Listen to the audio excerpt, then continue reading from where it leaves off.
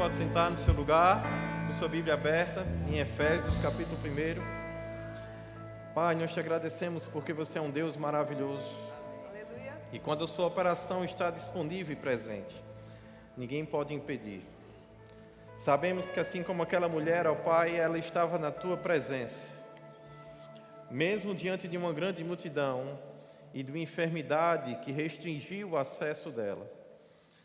Mas ela considerou a fé em seu coração para dizer: se eu ao menos tocá-lo, eu serei curada, mesmo que seja em suas vestes. Então, por isso, ó Pai, nessa noite nós queremos te dizer que o teu toque, que se de alguma forma possamos tocar a tua unção, a tua graça e a tua vida, isso será mais do que suficiente para os nossos dias. Como o dedo de Deus foi a chave para que Moisés pudesse levantar um testemunho sobre o povo do Egito. Como o dedo de Deus esteve com Cristo, fazendo maravilhas. Quando a tua mão estendida foi a diferença e o marco da igreja primitiva em meio às perseguições, quando a única coisa que eles te pediram foi: enquanto eles nos perseguem, tentam nos matar e nos oprimem para que não falamos do teu evangelho e da tua vontade, a única coisa que te pedimos, Deus, é que você estenda as suas mãos, enquanto nós anunciamos com ousadia a tua palavra. Então, Pai, nós não estamos aqui buscando outra coisa a não ser o teu toque, a não ser verdadeiramente ter algo teu em nossa vida que transforme ela por completo. E sabe, nós já nascemos de novo, já recebemos o Espírito da palavra e da fé. Nós já temos a habitação que nos consola e nos guia para a verdade. Mas ainda temos fome e sede de justiça. Ainda temos fome e sede da tua presença, de te conhecer, da revelação da plenitude. Porque sabemos, ó Pai, que em parte profetizamos e em parte conhecemos. E queremos sim, Pai, conhecer em plenitude e estar firmado e alicerçado nesse amor que vem de você. Então que o Senhor nos toque nessa noite, de forma individual e também coletiva. Que em cada coração, mas também no corpo, possamos ter a plena certeza da unção, do Espírito, da Tua Palavra e da Tua vontade. E que possamos sair desse lugar conscientes da bênção de Deus que enriquece e não acrescenta dores. E que a Tua bênção sobre as nossas vidas, o Teu toque, seja aquilo que nos faça distinto em relação a tudo que existe sobre a terra. Porque de fato, sem você, Deus, nada podemos fazer. Mas como foi bom nos descobrir em Cristo, nos descobrir em você, Pai. Porque nós tudo podemos, porque Cristo é quem nos fortalece. Porque você, Deus, é a nossa força e a nossa fortaleza. Você se tornou aquele que perfeitamente desembaraça os nossos caminhos. Você se tornou uma fonte, e quando nós bebemos dela, nós decidimos esquecer de todas as outras, para poder te dizer alegremente: todas as nossas fontes estão em ti, Senhor. Por isso, em tua presença, nós queremos reconhecer a tua bondade, o teu amor e o toque da bênção de Deus que tem nos enriquecido. E é essa bênção que pedimos que nos toque novamente esta noite, para que o nosso viver, o nosso existir, tenha mais propósito, força e vigor, e esteja mais alinhado com aquilo que de antemão você planejou, mesmo antes da fundação do mundo, para que andássemos nas tuas obras. Que você seja o nosso Deus, a nossa salvação, mas principalmente a nossa confiança e o nosso amigo. Nós te honramos, Pai, em nome de Jesus, amém? Pode dar uma salva de palmas para esse louvor maravilhoso que tem nos ajudado. Muito obrigado, gente. Você já está com sua Bíblia aberta em Efésios, né, capítulo 1. A Bíblia vai dizer, Paulo ele vai se dirigir à igreja, ele diz: Paulo, apóstolo de Jesus Cristo, por vontade de Deus, aos santos que vivem em Éfeso, fiéis em Cristo Jesus, graça a vós outros e paz, da parte de Deus, nosso Pai, do Senhor Jesus Cristo. A primeira coisa que eu acho muito importante quando a gente pensa em estudar a palavra é a gente entender essa comunicação pessoal, mas inspirada por Deus e principalmente debaixo de um ofício, debaixo de um ministério dado por Deus. A pessoalidade ela está presente, mas a onisciência, a onipresença de Deus estava operando através da vida de Paulo. E sabe, amado, Paulo, não mais um homem comum, mas agora Paulo, servo de Cristo, ele pode escrever e transformar a vida de multidões de pessoas e se tornar um marco para a humanidade, através de cartas que até hoje são lidas e são inspirações para mim e para você. Então, isso quer dizer a você que talvez uma posição de servo diante de Deus pode fazer com que a nossa vida deixe de ser somente anos que passam, dias que se cumprem, comer e vestir, para ter um senso de eternidade e tocar não somente as nossas vidas, os nossos destinos, mas também estabelecer propósito na vida de pessoas, estabelecer algo que nós chamamos de legado. Amém? E aí, no legado de Paulo, ele deseja que a graça e a paz da parte de Deus, quem ele se identificava como filho de Jesus Cristo, estivesse presente.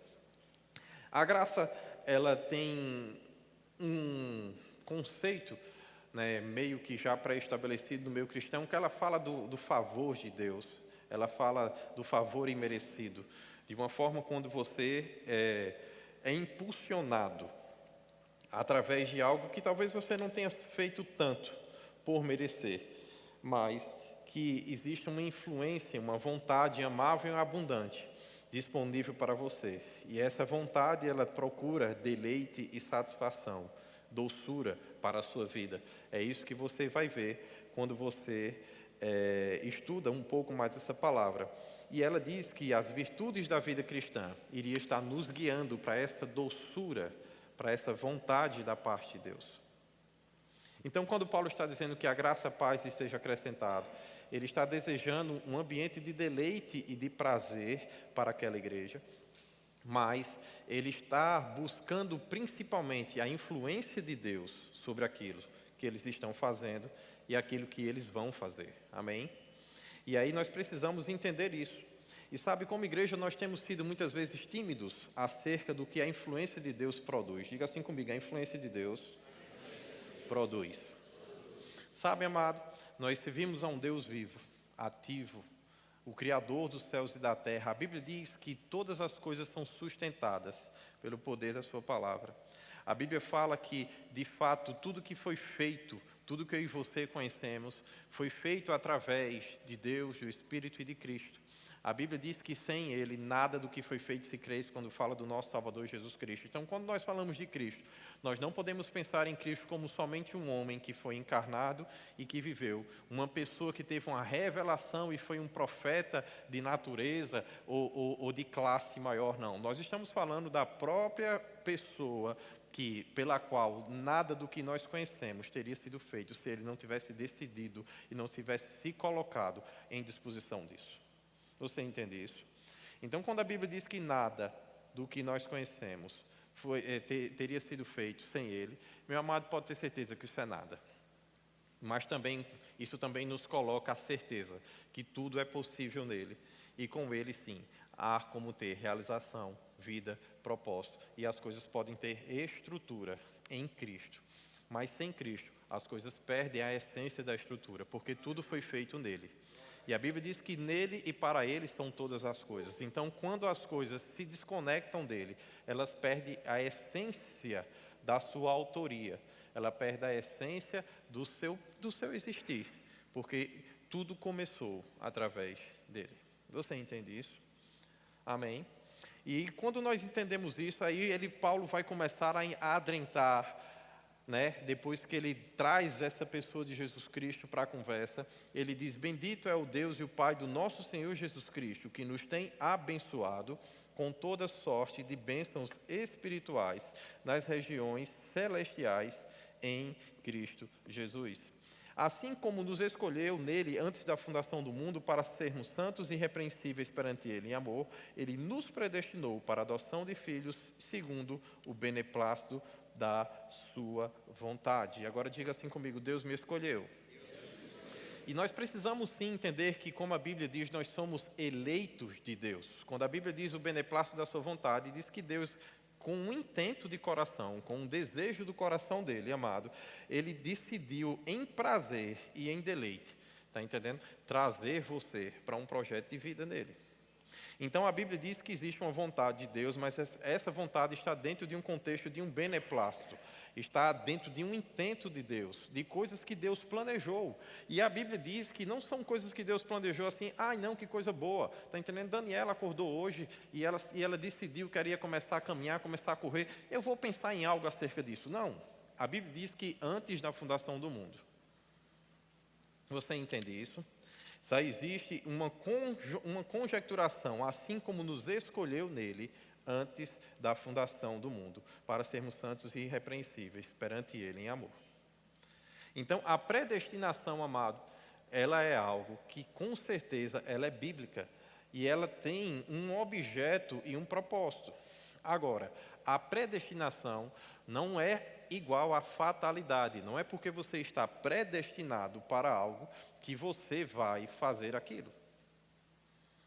Por exemplo, quando eu e você passamos agora pelas urnas e votamos no primeiro turno pelos nossos vereadores e pelos nossos prefeitos, nós entramos em um processo de política onde nós escolhemos pessoas que vão para lá nos representar. Você entende isso? E eles estão indo lá, por exemplo, o vereador, para fazer leis e para fiscalizar os órgãos e trabalhar dentro dos órgãos para que tudo aconteça em favor da população. Agora, você sabe que existe vereador que, infelizmente, no lugar de trabalhar em favor, trabalha para roubar. Mas a predestinação da lei, da Constituição do nosso país e das leis, quando criou as estruturas de governo, não criou para que as pessoas fossem roubadas, mas para que elas fossem servidas por aqueles que Deus deu autoridade.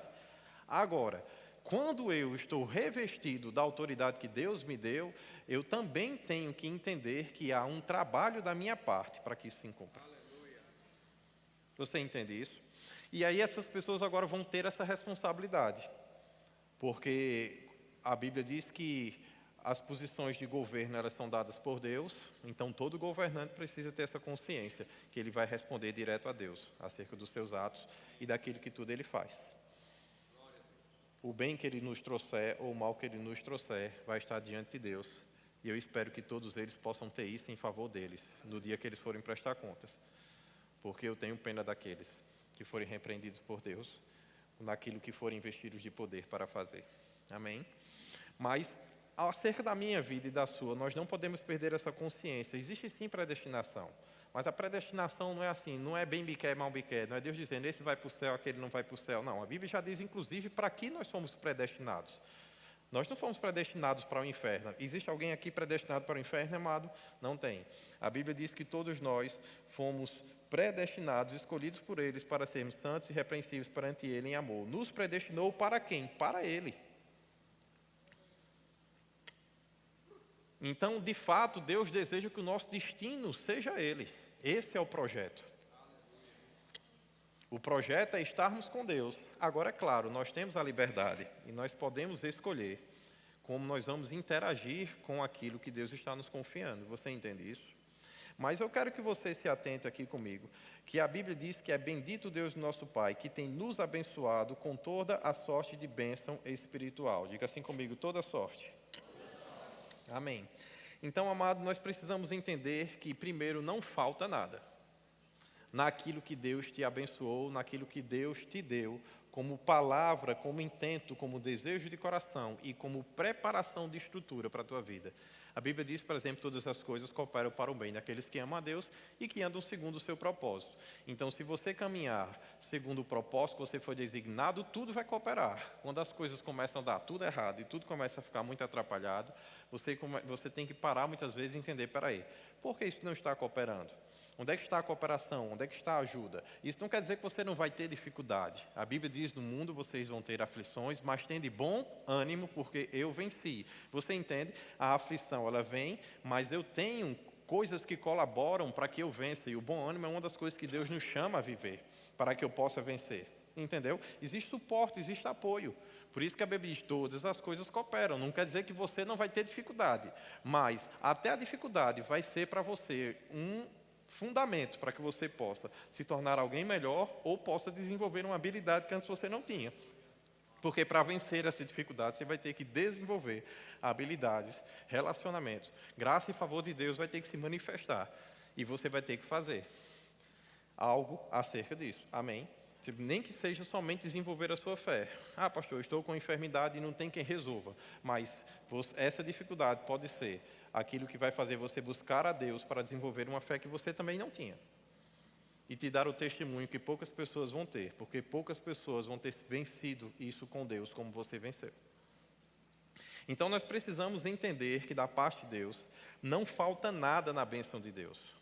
Quando Deus nos abençoou desde o início, Ele nos abençoou de uma forma plena e completa, onde a plenitude estava presente, onde o frutificar estava presente, onde as coisas crescem para se tornar grandes, já estavam presentes na bênção de Deus, onde na hora das dificuldades a sujeição também já estava presente, o domínio já estava presente. Quando Deus nos abençoou desde o início, Deus nos abençoou cheio de estruturas e cheios de habilidades para que a gente pudesse servir ao reino de Deus de uma forma diferente, poderosa mesmo. E sabe, amado, a gente precisa entender que é claro que a humildade faz parte do nosso contexto. É claro que a Bíblia diz que nós devemos ter as coisas com contentamento. É claro que a Bíblia diz que se nós tivermos uma casa, uma roupa para vestir, comida na mesa, já é para a gente estar feliz e satisfeito. A Bíblia já nos ensina tudo isso. Isso nos coloca numa posição onde a gente não vai ficar buscando insatisfação. Mas deixa eu só te dizer uma coisa, mas a Bíblia também diz que Ele te abençoou e que a bênção do Senhor te enriquece sem acrescentar dores. A mesma palavra que também te coloca de uma forma moderada em relação à vida, ela também te inspira a viver de forma grande e de forma poderosa. Sem perder a moderação, sem perder a humildade, sem perder a essência. Porque Deus não quer te fazer grande para que você se torne soberbo e você machuca as pessoas, mas Ele quer te fazer grande para servir, porque no reino de Deus maior é o que serve, não é o que é o servido. E quando as pessoas foram para Jesus para pedir posição, Jesus disse, olha, então vamos servir. Porque se vocês querem realmente ser grande no meu reino, então vamos começar servindo, não pedindo cadeira.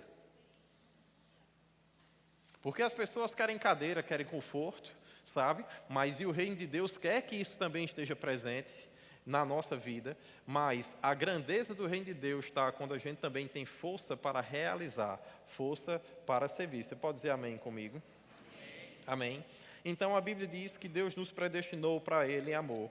Nessa predestinação, nós já temos certeza da bênção de Deus. Isso quer dizer, Deus te consagrou, Deus te fez próspero para te tornar feliz. Deus te conferiu bênçãos. Diga assim comigo, Deus me fez próspero para me tornar feliz. Uau! É isso que significa ser abençoado, amado. É quando você entende que Deus te deu a habilidade de fazer com que coisas possam crescer e se desenvolver de forma boa em suas mãos. A palavra prosperidade também vai ter o sentido de afortunado, de realizar bem as coisas, de agir bem, de prosperar. Mas a gente muitas vezes está esperando só da parte de Deus o afortunado, não tá querendo da parte de Deus o agir bem. Você entende isso? E é com certeza o desejo de Deus que eu e você possamos tocar em riquezas. Mas o que nós estamos fazendo de bom para que isso aconteça? No que você está se especializando? No que você está fazendo melhor do que ninguém? Para que as pessoas possam reconhecer a glória e a destreza das tuas mãos. A palavra de Deus vai dizer que o perito e aquele que é bom em sua obra, ele vai ser colocado diante, sim, dos reis e daqueles que estão investidos de autoridade. Mas é necessário, para estar diante dessa situação, buscar a perícia e o realizar bem. E a bênção de Deus te habilita para fazer bem feito aquilo que está em tuas mãos.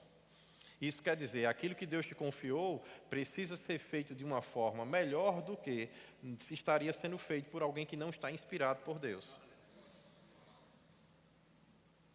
Você tem todas as capacidades que um homem pode ter, mas você também tem todas as habilidades que um filho de Deus tem.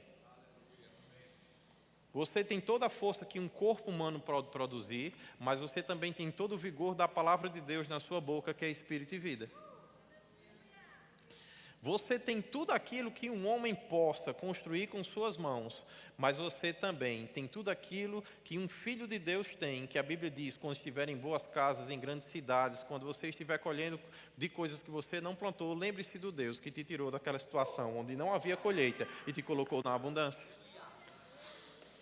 Diferente do mundo, você tem Deus, você tem Jesus Cristo. Em Jesus Cristo existe da parte de Deus algo já previsto para você. E nessa previsão de Deus, Ele quer que você vá bem. Diga assim comigo, Deus quer que eu vá bem. Então, amado, nós precisamos entender, porque nós temos ouvidos aqui do nosso pastor que nós olhamos para o céu, nós fazemos o nosso salário e a justiça de Deus falará com o nosso amanhã. Isso quer dizer, meu amado, que nós precisamos primeiro de um direcionamento. Bendito Deus, Pai do nosso Senhor Jesus Cristo, que já tem nos abençoado com toda sorte de bênçãos espirituais, aonde? Nas regiões celestes. Então, por isso sim, você precisa do direcionamento, você precisa olhar para o céu. Você precisa entender que você está na terra, mas você é um embaixador de um reino. Que você está no mundo e Jesus não pediu para você sair dele, mas pediu para que o mal não lhe tocasse. E tenha certeza que Deus está trabalhando para cumprir as palavras de Cristo. Então não tem por que você ser tocado pelo mal. Jesus orou para que você fosse livre de todo mal. Então, sabe, meu amado, nós precisamos desse direcionamento, saber, nós somos do reino, estamos como embaixadores aqui na terra. E como quem não pertence nesse reino, nós precisamos trazer a tecnologia, a estrutura do reino para a terra. A estrutura natural diz para o pobre que ele é pobre. A estrutura do reino diga ao pobre, rico sou. A estrutura natural e a tecnologia do mundo diz ao doente, rapaz, que coitadinho de você, que situação difícil, ser doente é ruim demais. Para a estrutura do reino diz, ei, doente, você é sarado em Cristo Jesus. A estrutura natural, quando olha as fraquezas e as debilidades de alguém, ela diz para rapaz, se você não nasceu para isso mesmo não, o negócio não vai dar certo na sua mão, isso não é sua praia. No reino de Deus, a Bíblia diz que na nossa fraqueza existe algo que nos aperfeiçoa e algo que evoca a força do Deus vivo. Nas nossas fraquezas, a força de Deus nos traz aperfeiçoamento e se aperfeiçoa. Então, quando a tecnologia do mundo vê limitações, a tecnologia do reino, o pensamento do reino, a forma do reino construir, vai ver as cadeias sendo quebradas, os limites sendo rompidos, porque a Bíblia diz que tudo deve ser para a glória de Deus. E quando essa estrutura do mundo é quebrada, para que a estrutura do reino de Deus entre em governo e operação, meu amado, o reino de Deus se fortalece em glória, honra e louvor. Cristo é evidenciado como uma estrutura original que continua ainda a sustentar todas as coisas. O mesmo que fez todas as coisas, sustentando todas as coisas, pelo poder da sua bendita palavra. Amém? E nós precisamos entender isso.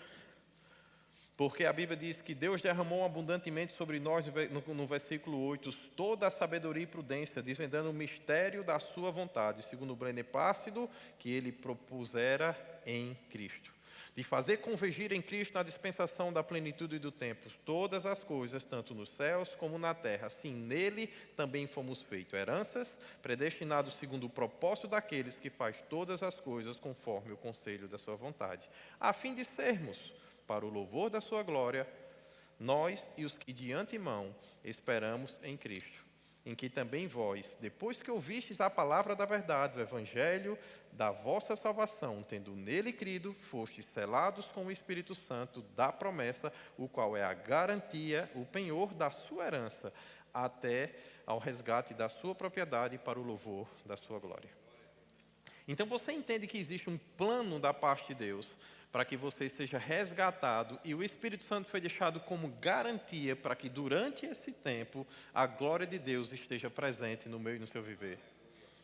O Espírito Santo ele fica como uma garantia para que as coisas funcionem bem e para que nós sejamos conduzidos para o que Deus quer e o que Deus deseja.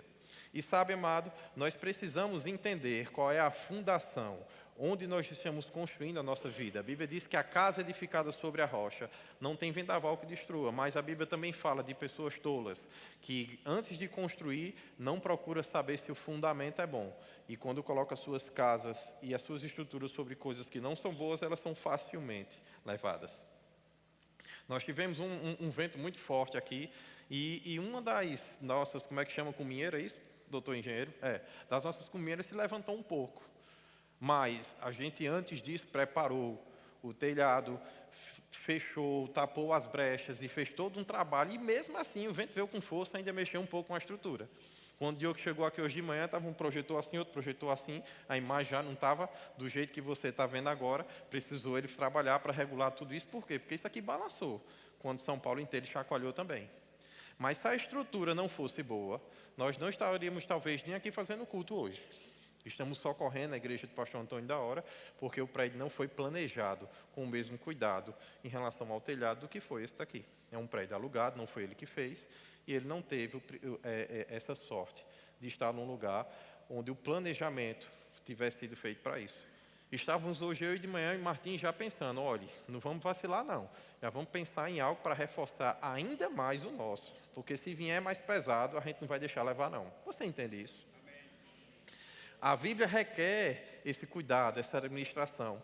Nós precisamos entender a fundação. Então diga assim comigo, eu olho para o céu. Direcionamento, fundação, onde você está afirmando sua vida, suas escolhas, seus propósitos. E sabe, amado, quando a gente diz que você está afirmando sua vida e seu propósito em Deus, Deus precisa estar presente em sua vida, em seu dia a dia, na sua oração, na sua meditação, no seu levantar, no seu deitar. A Bíblia diz que você vai fazer prosperar o seu caminho quando você meditar na palavra de dia e de noite e ficar atento para que fazer do jeito que está escrito.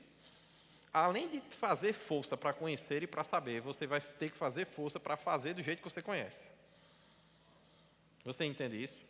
E esse esforço, a Bíblia está nos conduzindo. Mas aí a Bíblia diz também que faça o meu salário, diga assim comigo, resposta. Nós precisamos dar respostas, uma vez que nós olhamos o reino de Deus e vemos que no reino de Deus o propósito é uma, a vontade de Deus é uma, e no mundo está acontecendo de um jeito diferente. E você que é o representante do reino é que é essa resposta para o mundo, amado. Você não é a pessoa que diz, não, mas o mundo não presta, as coisas não estão boas. Não, amado, você é quem faz ficar bom, você é que é a resposta. Você não fica dizendo, vou esperar o salário chegar, não. Você faz o seu salário. Você faz com que a premiação, a remuneração chegue. Você desenvolve a solução para isso como? Porque você levanta os seus olhos para os céus. Você está vendo Deus e você está agindo como Deus. Jesus dizia, eu vejo Deus fazer e faço. Eu ouço Deus falar e falo. Quando você está na presença de Deus, amado, Ele vai lhe dizer o que você precisa fazer para os seus dias. Sabe, não, pastor, mas eu não tenho muita vontade de conhecer essa palavra assim, do jeito que vocês conhecem essas histórias. Acho bonito tudo, mas eu não tenho desejo disso. Não é sobre isso porque você estuda a palavra. Você não estuda a palavra para você ficar sabido e conhecer as histórias, não. Você estuda a palavra para que quando a situação venha, você tenha a resposta da palavra. Porque senão você vai ficar só com um relatório da situação. E você vai ter que dar a resposta, você vai ter que fazer o seu salário. Você entende isso? E a Bíblia diz também, amado, para mim e para você, e nos mostra, né, que a justiça de Deus falará conosco amanhã. Diga assim comigo, louvor, adoração. Você precisa saber o que da parte de Deus está disponível para sustentar a tua vida, e você precisa ter prazer em adorar e louvar a Deus por isso. Você precisa entender, graças a Deus, pelo Espírito da fé. Creio, por isso falei, então eu posso crer, eu posso falar e as coisas vão se acontecer. Porque a Bíblia diz que se eu crer com o meu coração, confessar com a minha boca e acreditar que vai ser feito do jeito que eu disse, eu vou falar com os montes, eu vou falar com as circunstâncias e elas vão se mover. Você precisa olhar para a palavra e se alegrar nela e levantar uma adoração e louvor dentro de você, dizendo, ei, se eu aplicar isso na minha vida, isso vai funcionar. Quando a enfermidade se levanta, quando as circunstâncias se levantam, você diz, ei, peraí, existe uma palavra e se eu me firmar nessa palavra, eu vou fazer. Agora você precisa entender que a palavra tem princípios. Por exemplo, rancor e mágoa. A Bíblia diz que estoura o osso de qualquer pessoa. Que vai trazer doença para a sua vida, vai trazer doença para os seus ossos. Eu já tive situações de estar aconselhando pessoas e a enfermidade vir. E a gente sentar e orar, conversar, e aquele homem buscar a Deus e ter fé genuína em seu coração. E eu sentar com eles e dizer, mas entenda, você precisa acreditar na palavra de forma plena. Também que você precisa perdoar a sua família. E sabe, amado, eu vi pessoas decidindo pelo perdão hoje. Eu me lembro na primeira edição do Centro de Cura dessa igreja, um senhor decide pelo perdão num dia, no outro dia ele chega dizendo, eu estou enxergando como nunca enxerguei. Porque eu sentei com minha esposa e disse, eu te perdoo, eu dormi de um jeito, eu acordei do outro, eu já estava perdendo completamente minha visão, agora eu vejo vocês. A palavra de Deus interagindo. Mas eu conheço pessoas que passaram anos crendo por fé, mas decidiram pelo perdão tarde demais. E sabe, meu amado, quando nós louvamos e adoramos a palavra de Deus, nós vamos pagar ela em sua plenitude. Não somente naquilo que a gente precisa, mas também naquilo que a gente deve fazer.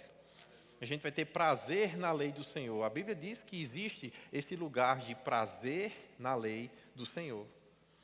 Em prazer em viver a vida e a palavra de Deus da forma como ela é. Você entende isso?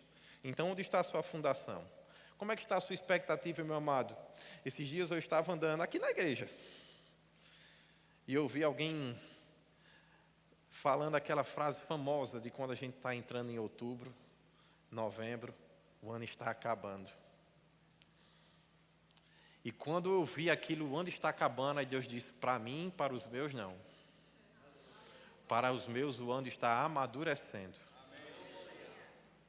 E aí, eu saí de perto daquela pessoa e comecei a andar perto do pastor e de Davi Feijoli. E quando eu comecei a não ouvir aquilo mais, mas ouvir os homens de Deus, o Espírito Santo começou a me dizer. Porque quando você está perto de homens de Deus, você vai desenvolver a inspiração da palavra. Quando você estiver perto de pessoas que estão falando pela carne, você vai desenvolver a inspiração da carne, amém? E quando eu estava com eles, eu vi Deus falando comigo, o ano não está acabando, ele está amadurecendo, se desenvolvendo para o ápice da sua maturidade. Transições e renovações são construídas no ápice da maturidade. E sabe, amado, a chave para o novo, do acesso àquilo que é novo, é a maturidade, Deus me falou. E Deus me mostrava eles dois conversando e a forma como eles conduziam, falavam da palavra e como eles enxergavam o Evangelho. E dos projetos que eles têm para essa igreja, inclusive daquele projeto da rede. E eu dizendo, uau, como é claro isso. A chave do novo está na maturidade. Talvez aquele que eu e você fica perguntando, pastor, está dizendo desse projeto e da rede, como vai ser? A maturidade já colocou no coração dele isso. Agora, nós que talvez não estamos no mesmo nível de maturidade, precisamos chegar para dizer, pastor, e o que é que eu preciso fazer nessa grande rede? Qual é a minha corda? O que é que eu vou tensionar? O que é que eu vou segurar? Você entende? Mas eu via ele, Davi Feijoli, falando e Deus dizendo, a chave para acessar o novo está na maturidade. Naquele mesmo dia, de uma forma muito simples, Davi Feijoli pregou aqui para a gente na hora nona. E a gente viu milagres acontecer aqui diante dos nossos olhos de uma forma muito simples, mas muito poderosa. O Espírito Santo movendo e ele do jeitinho dele dizendo, olha o que Deus está fazendo, olha o que Deus está fazendo. E a gente simplesmente desfrutando do amor e da graça de Deus. Dá até vontade de cantar, vem desfrutar do amor de Deus, você e sua casa, não é isso? Deixe Jesus que é o rei entrar. E sabe, amado, existem momentos da vida que é tão suave, é tão leve, que parece que está sendo esse texto de Efésios, quando a Bíblia diz o beneplácito da sua vontade, algo leve, algo suave que Deus quer fazer, porque Deus quer confirmar a aliança dele com você. E sabe, nós sabemos que a bênção do Senhor enriquece, amado, e ela não nos acrescenta dores, mas eu também preciso te dizer que não há isenção de vendavais. Diga assim comigo. Não há isenção de vendavais. Nem em momentos difíceis de desconforto. Estamos no mundo e nele nós vamos ter aflições.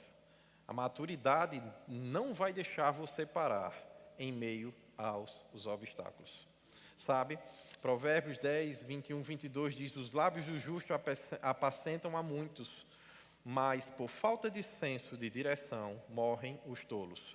Mas a bênção do Senhor enriquece, e com ela não se traz o desgosto.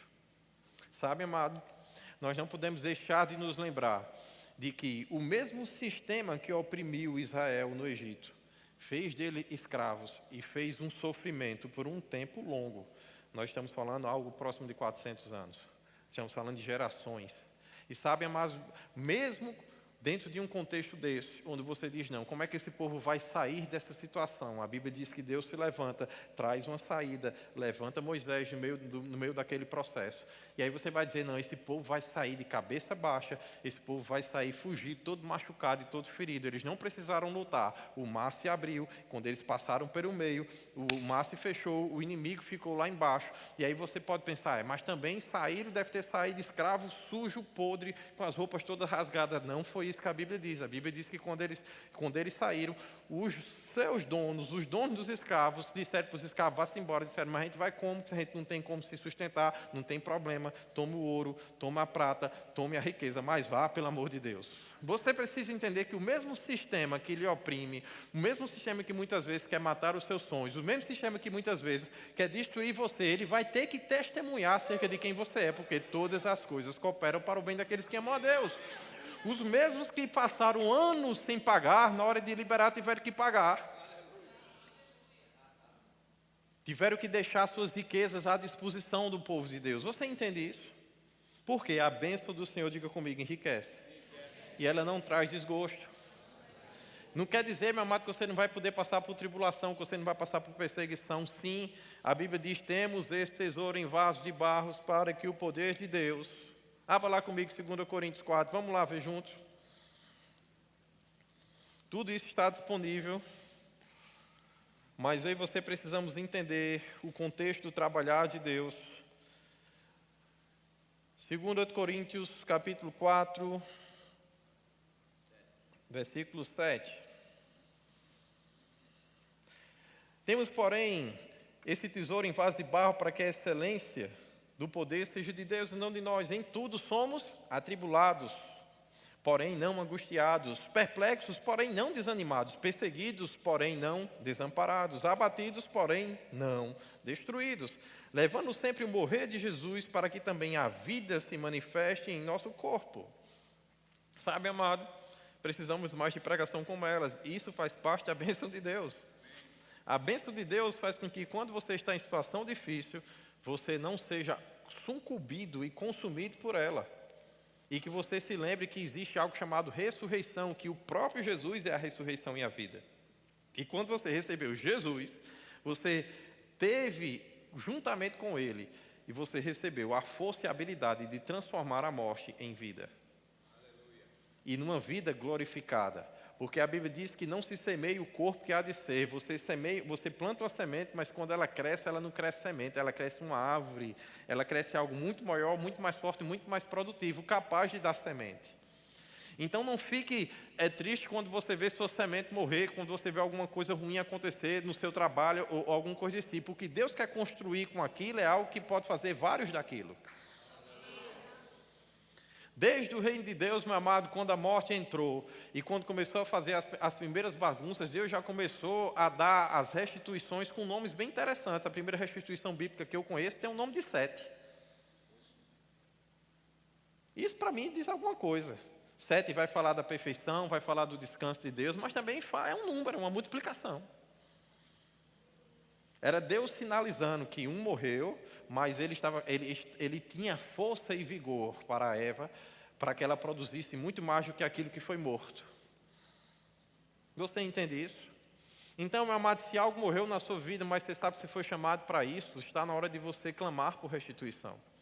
Está na hora de você deixar a mágoa para trás e você viver o que Deus te chamou para viver. E fazer isso com liberdade, fazer isso com ousadia.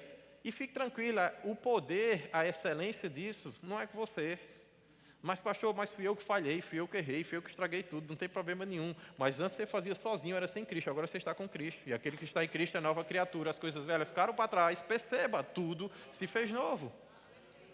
Agora não é mais a excelência do seu poder, agora é Deus em você, Cristo em você. A esperança de um resultado diferente, a esperança de glória. Então não tem problema fazer de novo, não tem problema começar de novo, se for nele, porque nele agora o resultado está presente.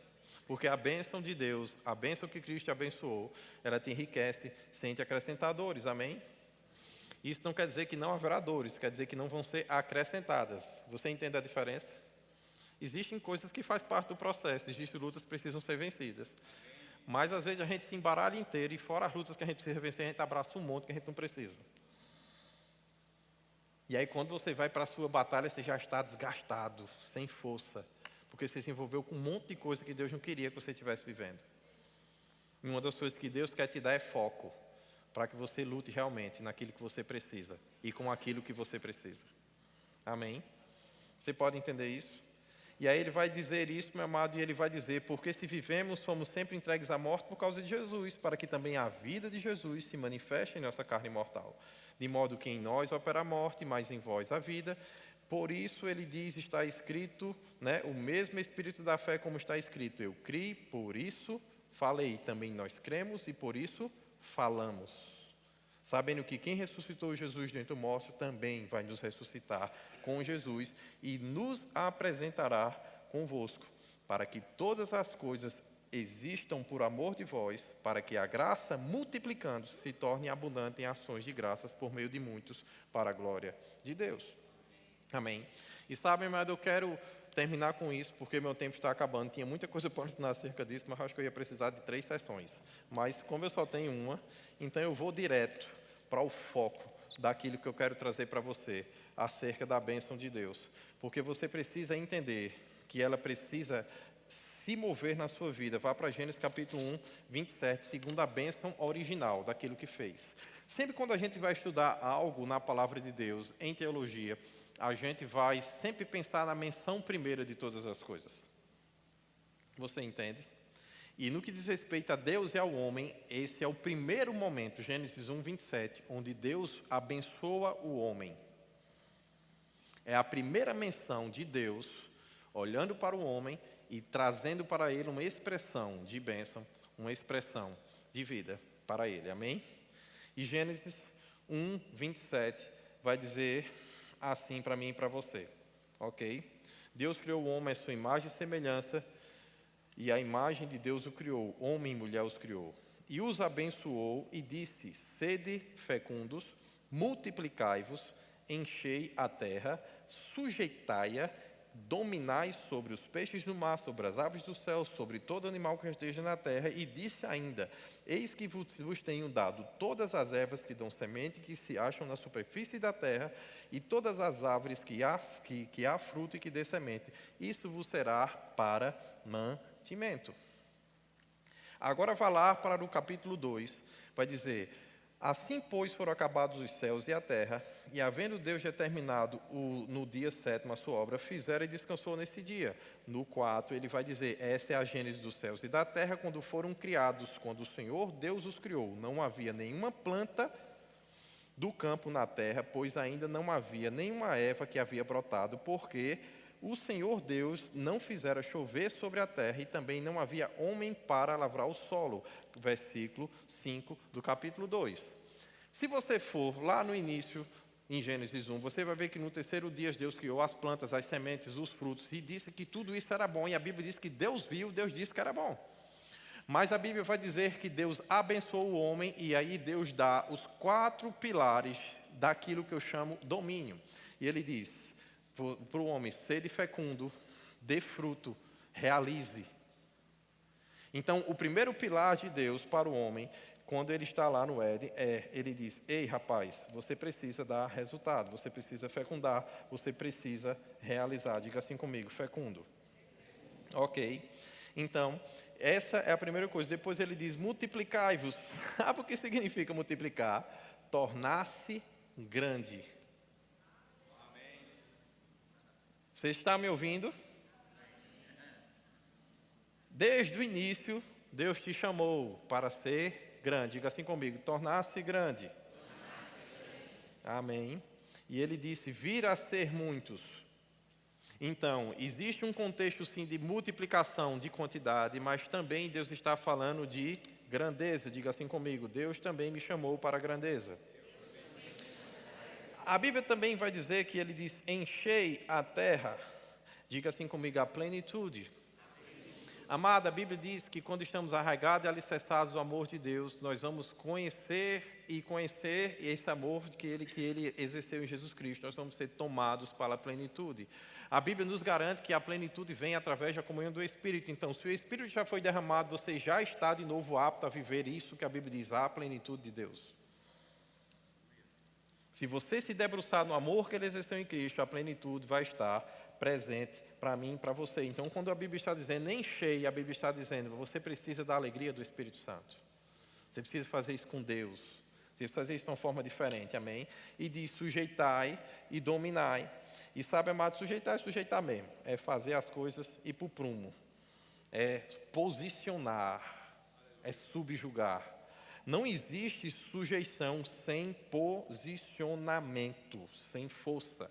A Bíblia diz que o reino de Deus ele é tomado por esforço, e aqueles que se esforçam, e esse esforço, a Bíblia diz, é força violenta, aqueles que põem com força mesmo as coisas para rodar e para funcionar. A Bíblia diz, esses são os que vão ter a posse desse reino. Então você precisa entender que Jesus não está contando uma historinha nova, não. Desde o início, Deus está dizendo para o homem, ei, põe a força, exerça domínio, exerça, subjugue as situações. E eu gosto de pensar no domínio, meu amado, quando você, da forma mais simples, você conhece um jogador que sabe jogar e que é um bom jogador de futebol, que faz parte do time, e tem aquele que tem domínio de bola. Que a bola, sabe o Ronaldinho Gaúcho, que a bola vinha, parecia que morria no peito dele e descia. Domínio. Ele e a bola pareciam uma coisa só. E sabe, amado, o domínio é quando a sua habilidade já se desenvolveu tanto que aquilo se torna parte de você. As pessoas, quando pensam naquilo, pensam em você. Você se tornou uma referência daquilo. E a Bíblia diz que para mim e para você é necessário que haja essa referência de domínio, para que a gente realize sobre as coisas. Quando a Bíblia fala de domínio, ela diz, domine para com o outro. A sujeição, por exemplo, ela vai dizer, sujeitai-vos uns aos outros no temor do Senhor. A sujeição é algo que a gente até pratica de uma pessoa para outra, mas o domínio não, são para as coisas.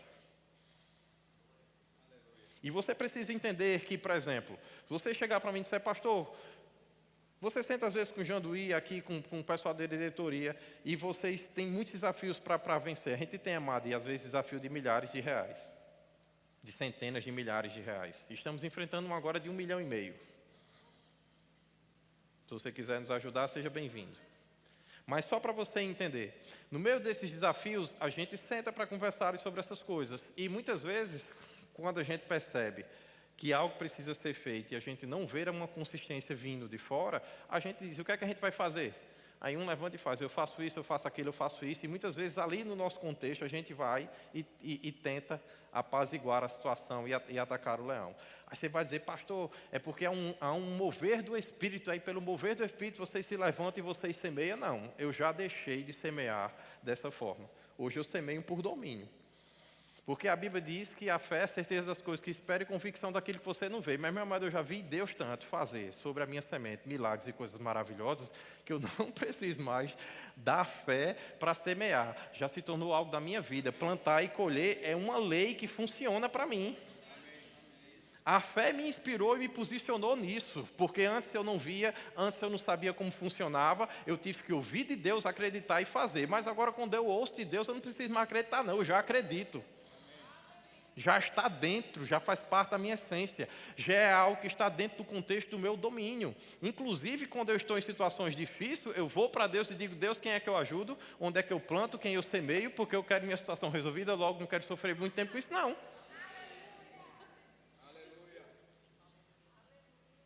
Aí você vai dizer, mas Bruno, você quer dizer que você vai conversar com Deus? A Bíblia diz, fazei prova de mim. É claro que eu vou provar do amor de Deus, meu amado. Se Ele deixou disponível. Se eu estou numa situação que eu não sei como resolver, eu vou me colocar diante dele e vou dizer, Deus, eu não sei como resolver isso. Então, a Bíblia diz que você pega que eu pego o seu fardo, que é leve e suave, e o meu pesadão, que eu não sabia como resolver, eu dou para Jesus Cristo. Então, eu estou entregando para você, porque eu não sei como resolver, e o que é que você tem para mim que eu possa resolver para você? Vamos trocar? E, meu amado, eu já não faço mais isso pela fé. Entenda e não me condene por isso. Eu já sei que funciona. Você entende? Paulo dizia, a esperança que a gente tem é daquilo que a gente não vê. Porque se a gente vê, já não tem mais esperança, você já vê. E esse é um princípio. Você acha que o homem lá do campo, quando ele está botando a semente, ele está dizendo, eita, será que funciona? Será que a terra realmente vai responder ou não? Ele sabe, meu amado. Ele sabe, inclusive, o fertilizante que ele coloca para produzir mais. Porque ele vive daquilo. E a Bíblia diz que o justo vive pela... Quando você começa a viver pela fé, chega um momento que aquela parte da fé de quem quer acreditar já passou. Você vive a fé do domínio. Você sai da fé de quem está buscando experimentar para viver o que a Bíblia diz. O espírito da fé. Já não é mais uma tentativa. Agora é o espírito lhe movendo. É a ciência, a tecnologia do reino movendo você. Eu não sei porque eu estou com essa palavra tecnologia na cabeça hoje, mas só para você entender. Que existe um dispositivo lá em cima que você precisa acionar, chamado a bênção de Deus. Amém? E por que eu li o capítulo 2 e estou falando desse negócio das árvores lá no início? Você percebeu que Deus, quando abençoou o homem, ele disse, e eu vou te dar a erva do campo e a semente que dê fruto, para isso lhe ser mantimento. E no capítulo 2 diz que isso não cresceu antes do homem e não se desenvolveu. Agora eu paro para finalizar aqui a mensagem sobre a bênção de Deus, sobre a minha e sobre a sua vida. Ela não vai estar diante dos seus olhos até que você esteja disposto a pôr suas mãos para trabalhar ela. No terceiro dia, Deus já tinha visto tudo isso frutificar, já tinha provado e já tinha dito, isso é muito bom. Mas teve parte do nosso ecossistema, das plantas, das hortaliças e das frutas. Essa parte, que era a parte que precisava da interação humana, essa parte só veio a nascer depois do sexto dia. Muito provavelmente depois do sétimo dia, depois do descanso de Deus, quando ele veio e trouxe chuva, e ele tinha um homem para lavrar e para desenvolver.